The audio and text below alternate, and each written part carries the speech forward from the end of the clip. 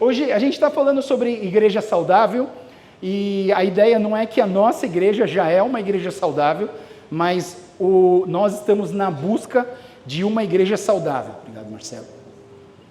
E nessa busca por uma igreja saudável, estou construindo uma série de pregações que vão falar sobre como que Jesus trabalhou com essa parte de cura, né, de restauração de algumas pessoas, né, às vezes uma restauração física, às vezes uma restauração emocional, às vezes uma restauração espiritual, mas hoje a gente vai falar de uma restauração integral, né?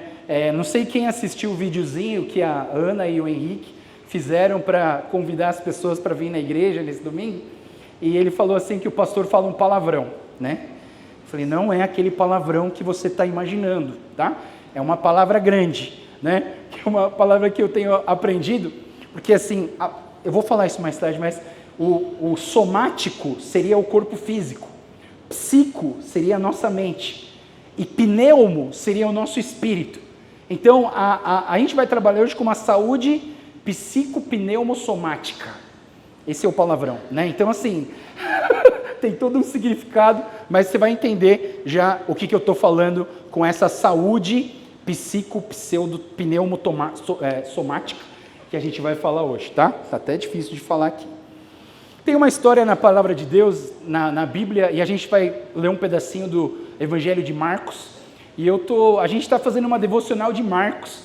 Não sei se você está sabendo, mas todos os dias, de segunda a segunda, a gente está fazendo uma devocional às 6 da manhã, pelo Zoom, e aí se você quiser participar também tem que pegar o link com alguém aqui da igreja para você participar. 6 da manhã, ninguém abre a câmera, né? Então você pode ficar de pijama, né? Se você estiver todo descabelado, assim, melhor não abrir a câmera mesmo, né? Deixa fechado, né? Eu já ouvi falar que tem casal aí que eles nem levantam da cama, eles ligam o celular, deixam no meio dos dois assim, e vai assistindo e falando amém, amém, amém, né? Mas assim, você faz do jeito que você quiser, né? Na verdade a gente está numa pegada chamada quaresma, e essa quaresma, na verdade, são 40 dias que antecedem a Páscoa. Nós, como igreja Trini, nós estamos nos preparando para a Páscoa, para chegar ali no dia 5 de abril, a gente vai ter o culto da Páscoa, a gente vai ter uma santa ceia com cordeiro de verdade e com ervas amargas, né? Então, assim, venha participar, vai ser uma santa ceia muito legal, muito interessante. A gente vai estar celebrando a ressurreição do nosso Senhor Jesus Cristo, e nós estamos preparando nosso coração, nossa alma, nosso espírito para celebrar a Santa Ceia. E aí eu estou lendo o livro de Marcos, todos esses dias é uma devocional de Marcos, a gente vai acabar o livro de Marcos, de cabo a rabo a gente vai acabar o livro de Marcos, não todos os textos, vai ter ali um bloco de texto do capítulo 11, 12, 13, que a gente vai dar uma puladinha para a gente chegar logo naquele dia da crucificação, onde a gente vai falar sobre a crucificação e a morte do Senhor Jesus. Mas lá em Marcos tem uma história que acontece no capítulo 5, que Jesus e os seus discípulos, eles atravessam o mar da Galileia, e eles vão para um lugar chamado Genezaré, né? E na verdade, se você quiser eu te passo o link, tem a devocional da Ana lá, que falou sobre esse texto, muito legal, que esse lugar também é chamado de Gadara, né? Então esse lugar é chamado de Gadara. Aí diz que teve um lugar que as pessoas falaram Dara. Por que Dara? De Gadara. Aí todo mundo fala Dara, né? Mas é uma piada, não teve graça, né? Mas assim, quando a Ana falou eu ri, né? É que eu talvez não tenha me expressado bem, mas esse lugar chama Gadara, né? E Gadara é um lugar muito materialista, um lugar que não era um lugar de judeus, eles não buscavam a Deus, né? Eles buscavam só ficar ricos, né? E lá tinha um homem que ele era atormentado pelos demônios, e não era só um, eram vários, e esse homem era completamente atormentado pelos demônios. E aí quando Jesus, ele atravessa o mar da Galileia e chega nesse lugar dos Genezaré, ou em Gadara, ele encontra é engraçado, né? Não é Jesus que vai atrás desse homem, esse homem que vem atrás dele. Esse homem está cheio de demônio, e ele vem atrás de Jesus, ele se coloca de joelho e começa a adorar Jesus. Uma coisa muito interessante, até os demônios sabem que Jesus é Senhor, mas nós humanos não sabemos. Muitos de nós não acreditamos que Ele é Senhor nas nossas vidas. Espero que hoje algo possa acontecer na sua vida para você entender o quanto que Ele é Jesus. Mas esse homem, né, ele se põe aos pés de Jesus, e eu vejo que quando você tem uma pessoa endemoniada, você tem dois lados. Você tem um lado humano da pessoa e você tem os demônios que atormentam e controlam essa pessoa também. E aí, o lado humano desse senhor, desse homem, se coloca perante a Jesus e pede ajuda. Isso aqui é muito interessante, né? Sempre que eu já tive várias experiências de orar por pessoas que estavam possuídas de demônio, e quando eu orava, uma voz começava a falar, eu falava, não é com você que eu quero falar, eu quero falar com a pessoa. E aí a pessoa voltava, eu falava com ela, e orava com ela, né? E essa coisa existe de verdade. E aí Jesus expulsa esses demônios desse homem, lançam para os porcos se lançam no precipício, e esse homem é salvo, ele é restaurado. Eu quero ler o finalzinho, um versículo, vou ler mais para frente para você entender como que esse homem estava atormentado, mas eu quero ler um versículo, lá no versículo 15, que diz assim: e chegaram até onde Jesus estava, e viram o homem que tinha sido possuído pela legião de demônios. Estava sentado ali, vestido em perfeito juízo, e todos tiveram medo. O que eu quero que vocês prestem atenção é exatamente esse ponto onde ele estava sentado ali, vestido e em perfeito juízo. Essa restauração desse homem, ela foi uma restauração completa, né? E é interessante você entender que, daqui a pouco eu vou falar para vocês como que era esse homem, mas eu preciso falar para vocês que quando começa o capítulo 5, a gente tem a chegada, assim que chegaram do outro lado do mar, a região dos Gerazenos, quando Jesus desembarcou, imediatamente um homem possuído por um espírito imundo saiu do cemitério e veio ao seu encontro. O lado humano desse homem, ele veio buscar o Senhor. É muito interessante, eu não sei o que te trouxe aqui, mas assim, alguma coisa no seu coração te fez vir aqui hoje. E você não está aqui por acaso, né? O seu lado humano te trouxe aqui, mas também o seu coração é um coração que tem sede de Deus. Lá no Salmo 42, ele fala assim: como a corça anseia pelas águas, a minha alma anseia por ti, ó Deus. E as minhas lágrimas me dizem, aonde está o seu Deus? É interessante você pensar que o nosso subconsciente, nossa alma, aqui dentro do nosso coração, está procurando por Deus. E esse homem, ele chegou até Deus. Só que eu quero mostrar agora, nos próximos versículos, como que era a vida desse homem atormentado por Deus. Olha só, como a Bíblia diz o seguinte: esse homem, ele morava entre as cavernas, usadas como túmulos, e ninguém conseguia detê-lo, nem mesmo com correntes. Sempre que era acorrentado, algemado, quebrava as algemas dos pulsos e despedaçava as correntes dos pés. Ninguém era forte o suficiente para dominá-lo. Dia e noite, vagava entre os túmulos e pelos montes, gritando e cortando-se com pedras. Quando o homem viu Jesus, ainda a certa distância correu ao seu encontro e se curvou diante dele. Então soltou um forte grito: porque vem me importunar, Jesus, o Filho do Deus Altíssimo? Em nome do Deus suplico que não me torture.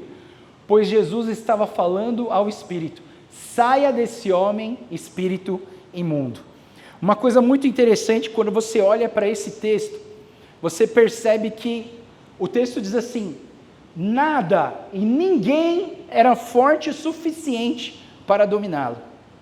Tem coisas na nossa vida que a gente não consegue controlar, a gente não consegue resolver. Tem problemas na nossa vida que parece que são muito maiores do que a gente. e que parecem sem solução. Mas eu queria dizer para vocês que existe um Deus, que é mais forte do que tudo aquilo que você não consegue enxergar de força. Aqui está falando, ninguém era forte o suficiente para dominá-lo. Mas quando esse camarada viu Jesus, ele se jogou no chão e falou assim: não me tortures. Esse homem era um homem atormentado pelo diabo. Como que é uma pessoa controlada pelo diabo? Né? Ele estava atormentado, mas ele era controlado pelo diabo. E às vezes a gente acha que uma pessoa controlada pelo diabo é porque você fica assistindo uns filmes estranhos, sabe? A gente acha que a pele dele vai começar a descascar, ele vai ficar cinza, o olho vai virar, né? Vai andar que nem aranha, né? Você acha isso? Na verdade, a pessoa não precisa estar desse jeito para ser dominada pelo demônio, pelo diabo, né?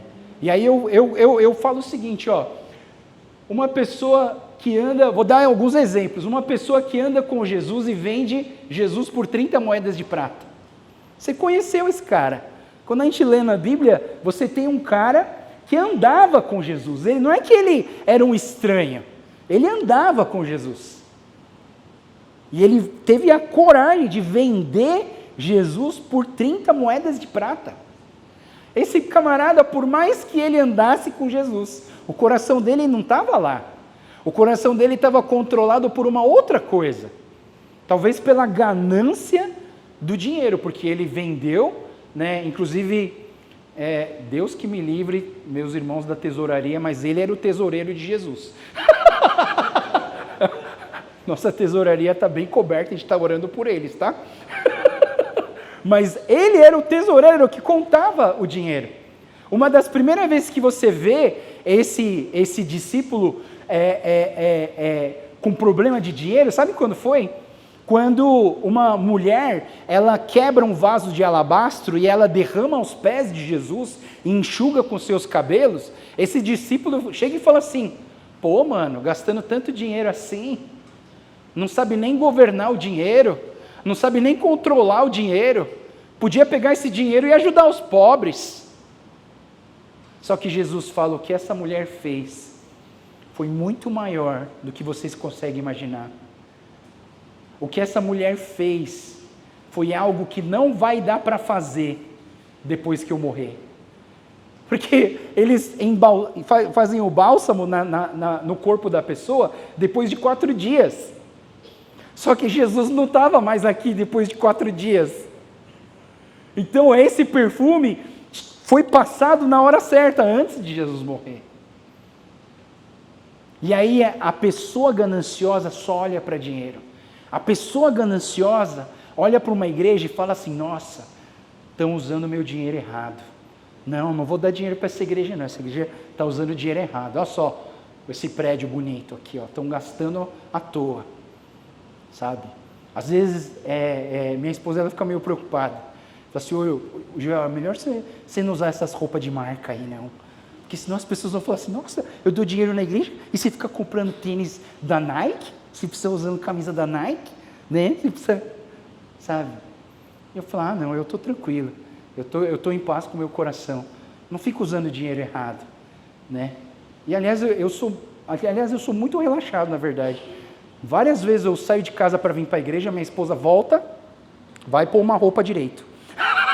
Várias vezes eu já tive que fazer isso. Né? Mas é isso. A ganância, muitas vezes, faz com que você abra uma brecha, uma legalidade para o diabo controlar a sua vida.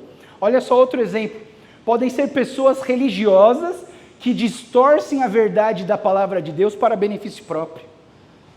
A gente tem vários exemplos disso aí no mundo. Pessoas que são religiosas, agora eu estou falando de outras religiões também, tá? Outras religiões que distorcem a verdade da palavra de Deus em benefício próprio. Podem ser também pessoas que não conseguem dizer não ao pecado, estão escravizadas pelo diabo. Essas pessoas também podem ser controladas pelo diabo, controladas pela mão de Satanás. E também podem ser pessoas bem vestidas, de cargos altos da sociedade, por idolatria ao dinheiro, guiadas pela ganância, são tomados por Satanás. Pessoal, a gente que está no Brasil, a gente vê cada coisa acontecer, cada coisa no nosso governo, cada corrupção que a gente enxerga, e a gente às vezes fica assim meio que de mão amarrada. Como que a gente resolve isso? São os caras mais poderosos do país. Como que a gente faz para resolver isso? Né? E aí eu fico pensando, puxa, está faltando a gente orar pelo nosso país. E eu vejo que as pessoas endemoniadas, as pessoas controladas pelo Satanás, nem sempre são aquelas que estão com a pele derretendo, com o rosto cinza e com o olho virado, né, andando que nem aranha. Não. Os caras estão de terno, as mulheres estão vestidas que nem modelo. Só que a ganância leva as pessoas a serem controladas pelo inimigo. Vamos voltar para o texto bíblico, quando a gente olha para aquele homem atormentado, tem algumas características importantes para a gente ver como ele era antes de Jesus, antes de encontrar Jesus. Ele vivia em cavernas, né? Ele vivia isolado. Quantas pessoas vivem o isolamento? Só gosta de andar com quem é parecida. Eu acho que a igreja é um lugar onde você, sabe, tem uma experiência com Deus, você abre seu coração para Deus. Mas tem muita gente que não quer vir para a igreja, porque eu não quero me abrir, eu não quero sair da caverna. Existem pessoas como elas, esse atormentado pelo demônio, ninguém conseguia detê-lo. Ele quebrava as algemas dos pulsos, despedaçava as correntes dos pés. Ninguém era forte o suficiente para dominá-lo. Quando eu leio esse texto, eu fico pensando em jovens rebeldes. Ninguém consegue controlar jovem rebelde. Camarada é rebelde. O cara quer fazer as coisas erradas. Difícil você controlar. Eu lembro lá em São Gabriel que tinha um menino que estava usando drogas e a mãe dele acorrentou o filho dele na cama. O menino quebrou a corrente para poder sair para pegar droga. Ninguém segura um rebelde, uma pessoa que não quer ser controlada por Deus. Sabe, e essa rebeldia, às vezes, ela nos descontrola, que a gente tem que tomar cuidado. Esse camarada era atormentado dessa forma. Dia e noite, vagava entre os túmulos pelos montes. Dia e noite, esse cara não dormia. Ficava jogando joguinho na internet. Ele não dormia. Ele não via a hora passar, ele não se controlava. Sabe, pessoal, quando você tem que pensar em coisas que controlam a tua vida. Você tem que tomar cuidado com coisas que controlam a tua vida. Você sabe como que você descobre um Deus na sua vida? Será que Jesus está sendo seu Deus na sua vida? Você tem que tomar esse cuidado. 3 coisas que você precisa ver para encontrar um ídolo na sua vida. O que você gasta a maior parte do seu dinheiro? O que você gasta a maior parte do seu tempo? O que você gasta a maior parte do seu pensamento? Você vai descobrir um Deus na sua vida. E com certeza não é Jesus. Se você tem Jesus no seu coração, você ama Jesus, você glorifica Jesus, você vai gastar o seu tempo com Jesus. Você vai gastar o seu dinheiro com Jesus. Você vai gastar o seu pensamento com Jesus. Pessoal, pensa num pastor feliz. Eu sou um pastor feliz. Pensa num pastor feliz.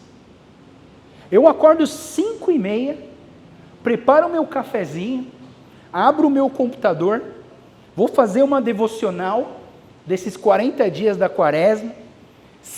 Eu abro o meu computador 5:50, ou às vezes 5:50. Aí você pensa assim, quantas pessoas vai estar lá? Várias vezes eu já achei que só ia estar eu e o Elias. Várias vezes. Hoje é eu e o Elias, não vai ter ninguém. Só a média de telas nessa devocional é de 55 a 65 telas abertas, conectadas com a gente para assistir a devocional às 6 da manhã. Não significa que são 60 pessoas, porque, como eu falei, tem um casal que põe o celular bem no meio assim e dorme, já são 2, né? Então assim, né? Tem 2, né? Mas assim, Tem casas que abrem um celular e entra os 4. Né? Tem bastante gente. Mas pensa num pastor feliz, que abre o computador às 6 da manhã para estudar a palavra de Deus e tem 60 telas conectadas para estudar a palavra de Deus. Cara, pensa num pastor feliz. Sou eu. As pessoas querem buscar a Deus, querem começar o dia buscando a Deus, quer gastar o seu tempo pensando em Deus, adorando a Deus. Fora isso, eles ainda têm grupo de discipulado, ainda tem oração, e ainda tem o culto, ainda tem reunião disso, reunião daquilo. É interessante, né? Dia e noite. Então, procure na sua vida, será que você está tendo, de repente você está vindo na igreja, você está vivendo uma vida cristã, mas você tem um ídolo escondido por aí, a gente precisa tomar esse cuidado. E ele ficava gritando e cortando-se com pedras, uma coisa que não tem nesse texto, mas esse texto também está escrito em Lucas e Mateus, diz que ele andava pelado, ele andava nu, ele andava sem roupa, né, por aí. E eu fico pensando, né, uma das coisas que o inimigo quer é pessoas sem roupa. E a sua carne também quer ver pessoas sem roupa. Né? É muito interessante. A sensualidade é uma tentação que leva muitas pessoas a caírem na carne e desviarem do caminho do Senhor Jesus. E o inimigo quer fazer isso. São características. Né? Essa semana estava estudando aí as ações do inimigo, até li um livro bem antigo do Mark Buber, chamado O Adversário. Teve um teólogo que teve a coragem de estudar o diabo e fazer um livro para explicar para a gente o que é o diabo. Mas é bom, porque a gente esclarece e consegue entender como que é essa batalha. Às vezes, quando você conhece o inimigo, fica mais fácil de lutar, né? Porque se você não conhece, você não consegue lutar. Mas eu estava estudando esse livro e tal, e ele comentou sobre uma música do Rolling Stones. Só isso é para gente que tem aqui mais de 50 anos, 60, tá? Jovem, isso já existiu, tá bom? Banda dos dinossauros, tá? Mas tinha uma banda chamada Rolling Stones, de um tal de Mick Jagger, né? E ele escreveu uma música, olha só, a coisa mais maluca a história dessa música. Ele escreveu essa música quando ele veio morar no Brasil. Ele é inglês, ele é da Inglaterra, mas um dia ele foi preso por porte de drogas na Inglaterra. Fugiu para onde? O lugar mais seguro para ele. Ele veio para o Brasil e ele começou a morar aqui, começou a participar das rodas de samba, começou a participar do carnaval, começou a participar da Umbanda, Candomblé, e aí ele teve uma inspiração e escreveu uma música. Essa música se chama A Simpatia pelo Diabo, pelo Demônio. A Simpatia pelo Demônio. Mick Jagger escreveu A Simpatia pelo Demônio. Traduzindo essa música, ela diz assim: por gentileza, me permita que eu me apresente. Sou um homem de fortuna e requinte. Estou por aí já faz alguns anos. Roubei as almas e a fé de muitos homens. Eu estava por perto quando Jesus Cristo teve seu momento de dúvida e dor. Fiz a maldita questão de garantir que Pilatos lavasse as suas mãos e selasse o seu destino. Um prazer em lhe conhecer, espero que adivinhe o meu nome, mas o que lhe intriga é a natureza do meu jogo. E essa música, ela trabalha de uma forma, eu acho interessante, ele não é mal educado, ele trabalha de uma forma educada, mas ele fala mais ou menos assim: sabe onde está esse demônio? Está dentro de você.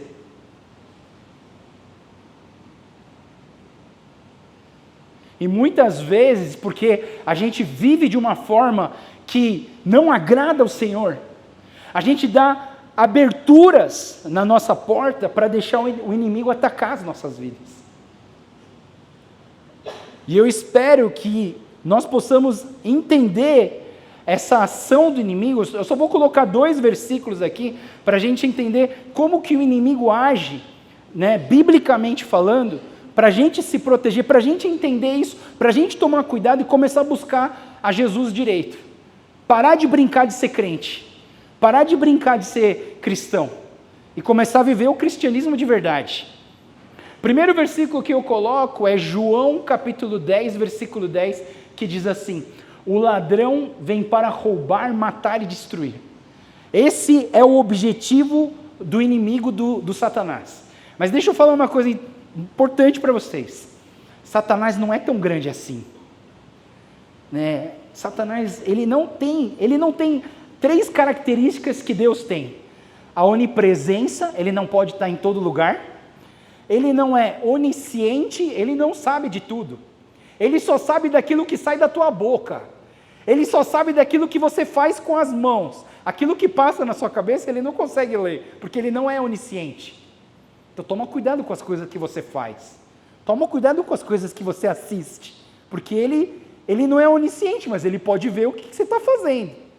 Até aquelas coisinhas que você faz no escondido, quando todo mundo de casa sai, ele está vendo. Eles podem ver. E outra, ele não é onipotente. Ele não pode criar nada, ele não pode matar e dar vida para ninguém. E uma vez eu falei para vocês, algumas pessoas entraram em confusão, que o inimigo ele não consegue curar. Ah, mas como que tem esses caras da Umbanda, da magia negra que conseguem curar, né? João de Deus consegue curar. Como que eles conseguem curar? Eles não curam. Eles transferem. Eles transferem porque o objetivo dele é roubar, matar e destruir. Ele é chamado de um enganador. Ele quer enganar. Então como que eu vou enganar? Chega uma pessoa doente. Aí ele falou, ô, diabinho, me ajuda aí. Eu preciso ser curado. Ah, beleza, quer ser curado? Beleza, eu vou te curar. O que ele faz? Ele pega a doença desse aqui e coloca nesse aqui. Ele só transfere, ele não tem o poder de curar. Ele só consegue transferir. E como está todo mundo sobre meu domínio, eu controlo todo mundo, eu faço o que eu quiser. Você entende? Quando você tem acesso a vários computadores, aí você pega o arquivo desse computador aqui e joga para cá, aí esse aqui fala assim, nossa, estou livre, eu estou curado. Está curado nada. A sua doença passou para uma outra pessoa. E é bem capaz dela voltar para você, porque quem controla é ele, é o diabo.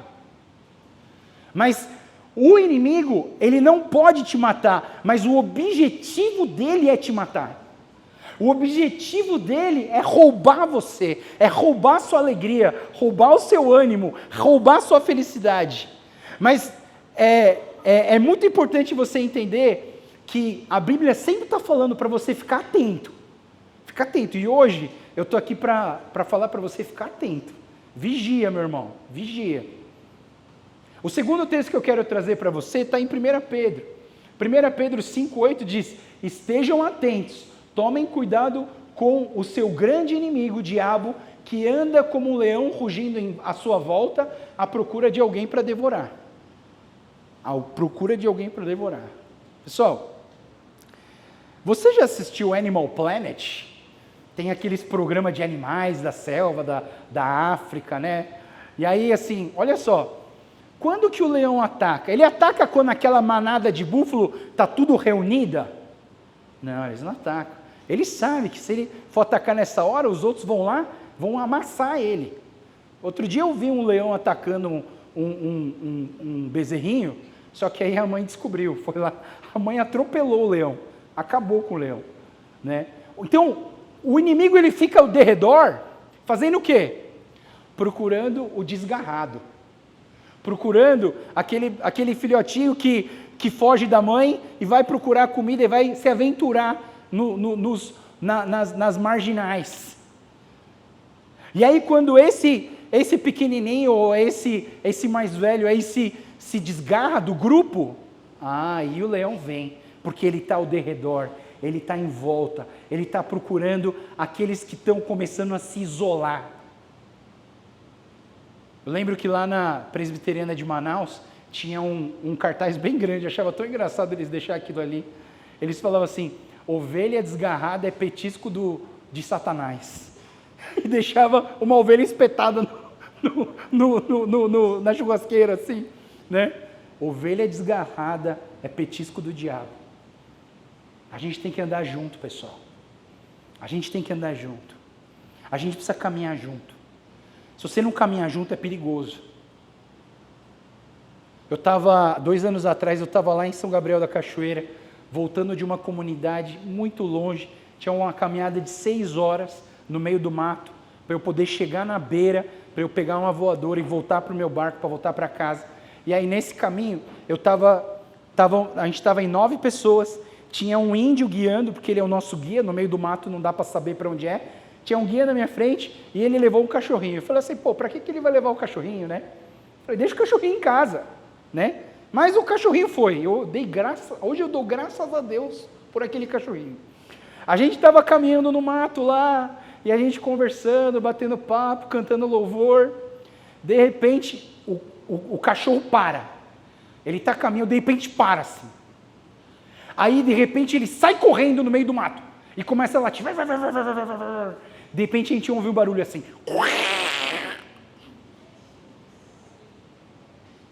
Aí o índio pegou o facão dele assim e ficou assim, ó, esperando alguma coisa pular do mato. Assim. Falei, meu Deus, hoje eu vou morrer, cara. Hoje vou virar sashimi de boi, mano. Mano do céu. Eu ouvi o barulho da onça dando aquele grito. E aí o cachorro foi lá e foi correr atrás da onça. E aí a onça saiu correndo, porque o índio ele ficou com um facão na mão, ficou um tempo fazendo barulho para ver se aparecia. E aí ele olhou para mim e falou assim, vamos continuar, ela já foi embora. Imagina o medo, né? Mas ele falou assim, todo mundo anda junto. Todo mundo anda junto. Esse é o segredo, pessoal. Para o inimigo não atacar a gente, nós precisamos andar junto. Porque o inimigo, ele vai atacar aqueles que estão isolados. E o objetivo do inimigo é roubar, matar e destruir. O inimigo, ele quer te destruir. O inimigo quer destruir a sua alma. O inimigo quer destruir a sua paz. Pessoal, todos os dias o inimigo tenta destruir a tua paz. Você pode acordar bem, chega alguém, fala mal do teu cabelo, tua paz vai embora. Você acorda bem, está indo para o trabalho, vem um cara e te fecha e te xinga, sua paz vai embora. O inimigo, ele quer destruir a sua paz, ele quer destruir a sua vida, a sua dignidade, ele quer destruir a sua família. Irmãos, o inimigo quer destruir a sua família. O objetivo dele é destruir, mas ele não vai vir com uma bomba e vai destruir a sua família, que eu falei para você que ele não pode matar. Mas ele pode comer pelas beiradas. Ele pode fazer uma filha ficar contra a outra. Ele pode fazer o pai fazer um negócio errado contra o filho, contra a esposa. Ele pode fazer uma esposa começar a pensar coisa ruim, sendo que nem aconteceu. E aí, você tem aí uma artimanha do inimigo que ele vai maquinando os membros da família para quê? Para destruir ela. Porque o inimigo sabe que uma família forte faz uma igreja forte, e uma igreja forte, as portas do inferno não prevalecem contra as portas do inferno. Então e eu penso que uma igreja forte é uma igreja de famílias fortes. Eu amo a Trine, porque a Trine é uma igreja de família. Nós temos várias famílias completas aqui. Tem família que tem os irmãos, tem os sobrinhos, tem os pais, tem os avós, está tudo aqui. Nós precisamos orar, interceder pela família. O inimigo, ele quer acabar com o seu casamento. Pessoal, um dos grandes objetivos do inimigo é acabar com o seu casamento. Ele quer acabar com o seu casamento. Porque ele sabe que o seu casamento é força. O seu casamento cobre a vida dos seus filhos. E quando você briga com os cônjuges, eles estão brigados, estão dormindo de bumbum, sabe o que eu estou falando, né? Quando dorme de bumbum assim, né? Você vira para lá, não fala comigo, né? Quando o casal está brigado, sabe o que acontece? Fica um vão no meio da cama, certo? Por aquele vão o inimigo entra e ataca seus filhos. Quando os cônjuges estão brigados, é como se você abrisse a rede de proteção dos seus filhos. E eles podem ser atacados.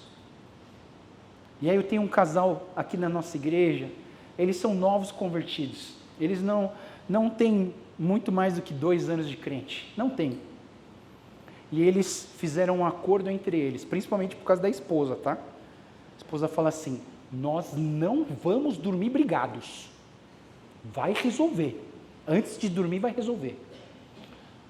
Quando ele falou isso, ele deixou os crentes velhos com vergonha. Porque os crentes velhos dormem brigados. Eu. E ele, novo convertido, eles decidiram: nós não vamos dormir brigados. Brigou? Tá. Quer dormir? Quero. Então senta que a gente vai ter que resolver essa parada.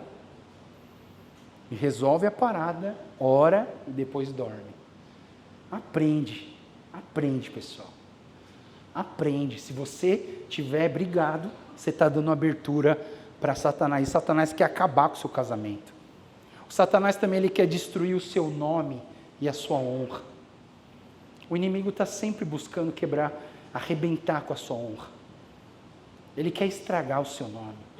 Ele quer acabar com você. É o objetivo dele. Ele não pode te matar, mas ele pode, sabe, ir consumindo você a ponto de estragar a sua vida, de estragar o seu nome. Mas o mais importante é o último que eu vou colocar agora. Um dos objetivos da destruição do inimigo, ele quer destruir a imagem e semelhança de Deus em você. Você é a imagem e semelhança de Deus. Deus te criou a imagem e semelhança dele. Se você não prestar atenção, se você não buscar esse Deus, o inimigo ele vai te consumindo para você ficar cada vez mais longe do que é a imagem e semelhança de Deus. Deus quer que você brilhe, que você experimente de Deus. Então, quando a gente olha para essas ações do inimigo, a gente entende que o inimigo ele trabalha através do humanismo antropocêntrico idólatra. É quando você ama mais o ser humano do que o próprio Deus. Tem que tomar cuidado com isso, né? Às vezes a gente ama tanto o ser humano que a gente não coloca Deus no meio. Materialismo, né? O grande problema desse lugar do Gadareno é que as pessoas eram tão materialistas, que elas ficaram com raiva dos porcos terem sido mortos e uma pessoa ter sido salva. Os caras ficaram bravos porque eles perderam quem? Os porcos. Entre os porcos, entre o trabalho deles, o salário deles e uma alma, a quem você daria mais valor? Não responde, pessoal. Não responde. Sabe, Jesus, ele deu, assim, é interessante, né? Esses caras perderam 2.000, vamos pensar, quanto custa um porco? Sei lá quanto custa um porco, vou chutar aqui, sei lá, meus 5.000 reais, 3.000 reais, um porco gordo assim, 3.000 reais, multiplica 3.000 por 2.000 porcos que precipitaram lá no negócio. Aí você fala assim, mano, é muita grana. Alguém fez a conta e deu 60 mil? 6 mil, sei lá. 3.000 porcos vezes, 3.000 reais vezes 2.000 porcos. Ah, dá mais. Dá mais. É muita grana. É muita grana. Agora compara esse valor que você fez aí com a vida do próprio Deus aqui na terra. A vida de Jesus é incomparavelmente mais cara. Incomparavelmente mais cara. E ele não tinha pecado algum. E ele mostrou para esse povo materialista que ele não era materialista. Que ele deu a própria vida para salvar essas pessoas. Uma coisa que o inimigo faz também, trabalhar com consumismo. As pessoas pensam mais em consumir do que em ser generosos. Consumismo compulsivo e ateísmo, deixando Deus de lado, né? E aí, voltando para a história desse homem atormentado, eu fiz uma pergunta para mim que eu quero pensar com vocês. O que a sociedade fez por esse homem atormentado? O que a sociedade fez? O que uma sociedade materialista faz com pessoas que sofrem? E eu vou falar um negócio, eu não vou falar nem o nome da cidade, porque talvez você seja de lá e você fique meio triste. Conheço uma cidade bem bonita, você vai na cidade assim, uma cidade bonita mesmo, você vê assim as ruas, tudo bonito, praça, as plantas, tudo certinho, bonito. Eu achava estranho, nossa, não vejo mendigo nesse lugar, não vejo gente pedindo coisa no semáforo, né? Cidade bonita mesmo, né? Uma das melhores coxinhas que eu já comi na minha vida, talvez você já descobriu qual que é, mas assim, aí você tem um lugar que não tem, aí eu cheguei para um cara que mora lá, eu falei assim, mano, que lugar maravilhoso é esse? Não tem mendigo, não tem morador de rua, não tem pedinte no farol, o que aconteceu? É que teve um prefeito aqui na nossa cidade, que ele ofereceu uma comida, uma cesta básica, umas coisas bem legal, né? Doação, tal, roupa, para as pessoas entrarem no ônibus e ele levar esse ônibus até São Paulo. O camarada fretou vários ônibus, colocou todos os moradores de rua no ônibus, ofereceu várias coisas, trouxe os caras para São Paulo e largaram eles ali. Deve ser aqui perto. Aí você fala, nossa, que cidade linda, né? Não tem mendigo, não tem morador de rua, cadê eles? Estamos interessados só numa cidade bonita. Sabe, pessoal, a gente precisa tomar cuidado com isso. A sociedade desse gadareno, ele não estava preocupado com as almas, estava preocupado com o dinheiro. E sabe o que eles fizeram? Eles desistiram do cara. Eles até tentaram acorrentar ele para ele não machucar os outros, mas eles não conseguiam parar. Então vamos desistir desse cara, deixa ele isolado lá no meio do mato. E sabe, pessoal, nós passamos por situações na nossa vida que a gente não consegue resolver. É uma situação na sua família, é uma situação de doença. E eu olhando para esse texto, eu penso assim que existem situações na nossa vida que só Jesus pode nos libertar. Só Jesus pode nos libertar.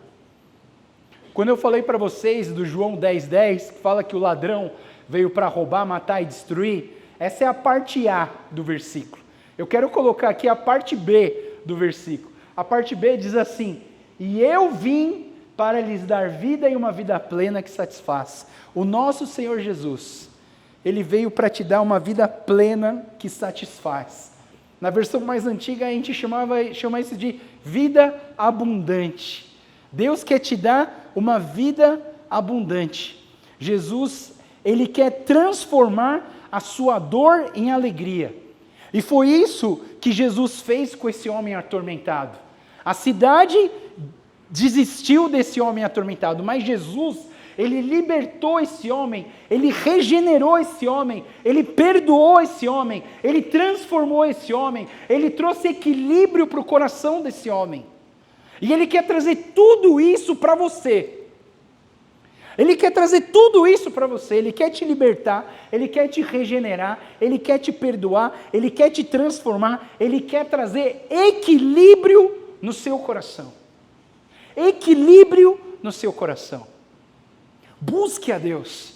Talvez você tenha alguma área na sua vida que você está desequilibrado.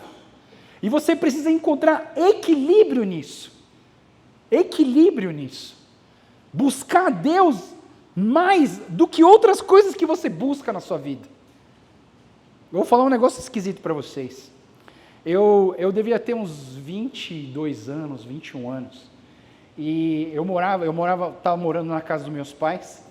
E eu peguei um quartinho lá embaixo da casa e eu comecei a criar peixes de aquário. E eu tinha ali uns 50 aquários. Eu vou dizer para vocês que eu passava por dia 8 horas cuidando desses peixes. Quando morria um chorava. Era um negócio meio maluco assim, como que um cara chora por um peixe que morre, né? E eu chorava, quando o peixe morria eu chorava. E eu, cristão, buscando a Deus aos domingos. Aí eu comecei a fazer uma conta. Segunda, terça, quarta, quinta, sexta, sábado, 8 vezes 8 dá quanto? Camarada, era muito tempo que eu passava. Aliás, 8 horas é o tempo que você devia estar dormindo, certo? 8 horas por dia você devia estar dormindo. Eu usava essas 8 horas para cuidar dos meus peixes, depois eu ia fazer as outras coisas. Eu fiquei com vergonha de mim mesmo quando eu fiz essa conta. Eu falei, a minha vida está desequilibrada. Eu preciso regular isso. Eu não posso gastar tanto tempo com esses aquários, sendo que eu não estou gastando esse tempo com Deus. E aí eu fiz um negócio esquisito. Desmanchei todos os meus aquários, peguei todos os peixes, distribuí para os meus amigos, dei para todos eles, fiquei sem nada, desmontei todos os meus aquários, guardei num armário e falei assim, eu vou ficar pelo menos 2 anos sem mexer com peixe. Eu quero mostrar para Jesus que Ele é mais importante do que os meus hobbies. Tudo bem que hoje eu tenho 65 aquários. Mas eu não gasto mais 8 horas com eles, né? Eu não gasto, não, né? Então, assim, eu penso assim, eu precisei fazer isso para eu equilibrar meu coração. Talvez, em alguma área da sua vida, você precisa equilibrar o seu coração. Porque, mais uma vez, Jesus veio para quê?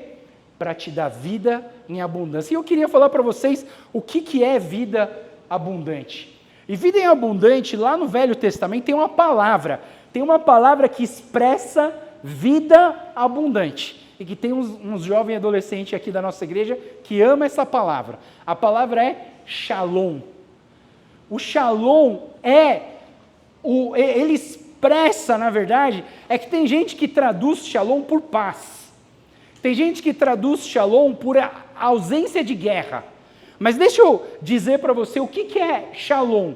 Shalom, ele significa plenitude, harmonia, integridade, saúde, segurança, prosperidade completa. E não é o lugar de acampamento do Salesópolis, não é. É mais que isso. Eu sei que o pessoal gosta do shalom, mas assim, o shalom de Deus é tudo isso aqui. É paz? Sim, mas é paz com plenitude. Você vive uma vida completa. Você tem harmonia em todas as áreas da sua vida. Você consegue ter tempo com a sua família, você consegue ter tempo de lazer, você consegue ter tempo com a igreja, você consegue ter tempo para você fazer ginástica, você consegue ter tempo para estudar, consegue ter tempo para dormir. Nós precisamos nos organizar e pedir para Deus equilibrar as nossas vidas. Integridade, saúde física, espiritual, emocional. Nós precisamos ter segurança, prosperidade completa. Deus quer que você tenha prosperidade. Deus nunca falou para você que o crente pobre é o crente feliz, não. Você pode ter dinheiro, não que nem o Vorcar, mas você pode ter dinheiro. Você entende, pessoal? Você pode ter dinheiro, você pode ser rico, você pode ganhar muito dinheiro, não tem problema. O shalom de Deus tem a ver com essa plenitude, não tem problema. Né? E quando a gente olha aquele homem atormentado, que vivia nas cavernas, que vivia pelado, que vivia se cortando com pedras, que vivia quebrando correntes, batendo nas pessoas, gritando por aí, rebelde. Aí você olha para esse homem, ele estava sentado ali, vestido em perfeito juízo. Jesus restaurou o shalom nessa pessoa, e Jesus quer restaurar o shalom na sua vida. Ele quer restaurar o shalom na sua vida. Antes, presta atenção, antes do texto que a gente tem aqui do Gadareno, qual foi o texto que a gente estudou? Jesus na tempestade. Jesus atravessando para o mar da Galileia, e aí ele estava, o que Jesus estava fazendo? Jogando Roblox? Não, Jesus estava dormindo. E aí o pessoal lá desesperado, querendo se salvar no barco, Jesus estava dormindo. E aí o pessoal acorda Jesus e falou, Jesus, você não pode ajudar, a gente vai morrer. E aí eles estavam para você ter ideia, estamos falando de pescadores. Pescadores sabem o que é, como lidar com o mar, certo? E eles estavam ao ponto de entender que eles iam morrer. E aí Jesus, ele acorda e acalma aquela tempestade. Deixa eu falar uma coisa para você. A tempestade dentro desse homem era muito pior do que a tempestade do Mar da Galileia. Muito pior. E eu vou dizer para vocês, tem algumas pessoas aqui nessa igreja que estão passando tempestades no seu coração. Crises internas. Crise com seus filhos. Crise no casamento. Crise de pessoas que estão sofrendo, crises financeiras. Tem pessoas que têm crises que são muito maiores do que as tempestades que acontecem no mar. E eu vou dizer uma coisa para você, talvez você esteja cansado. Às vezes dá vontade de desistir, falar, eu não aguento mais.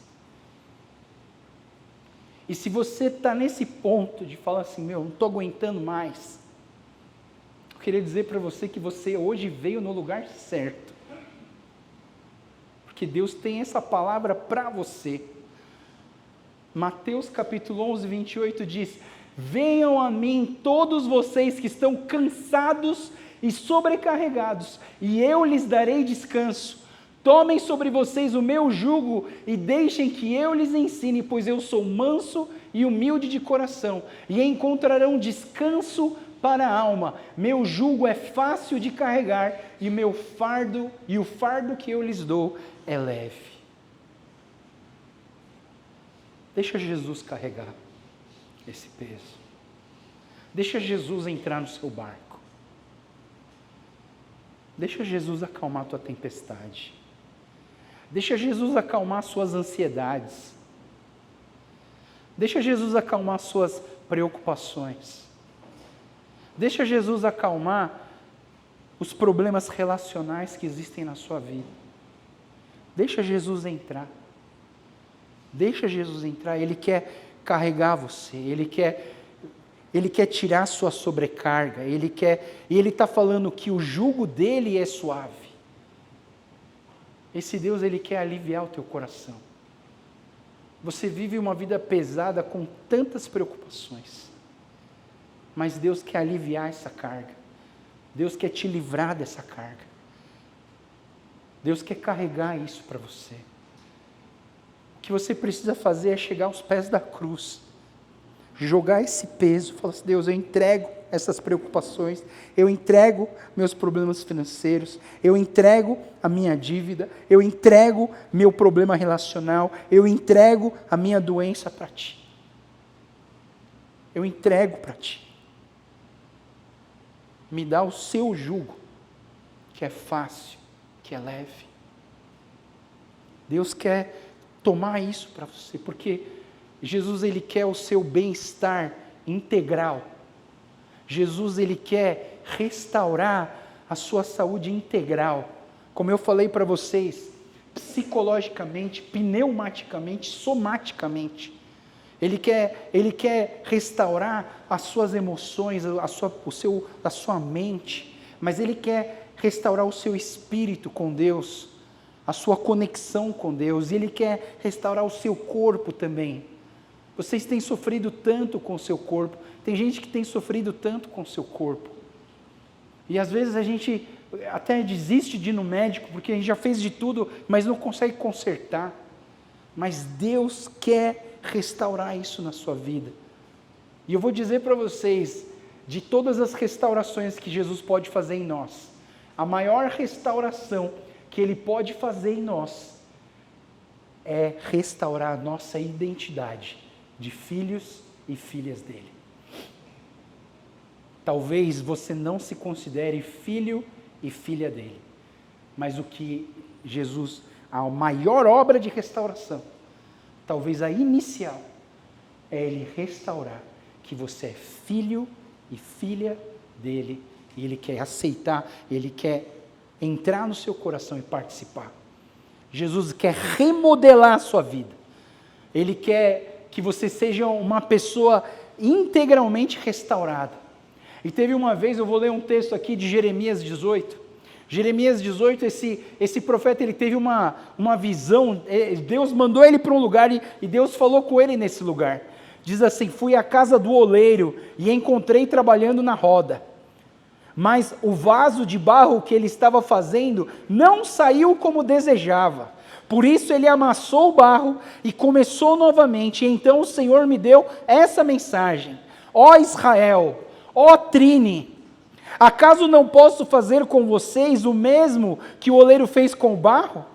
Como o barro está nas mãos do oleiro, vocês estão nas minhas mãos.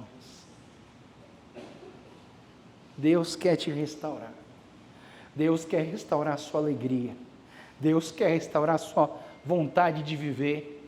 Deus quer restaurar o seu ânimo. Deus quer restaurar a sua felicidade. Deus quer restaurar a sua família. Deus quer restaurar o seu casamento.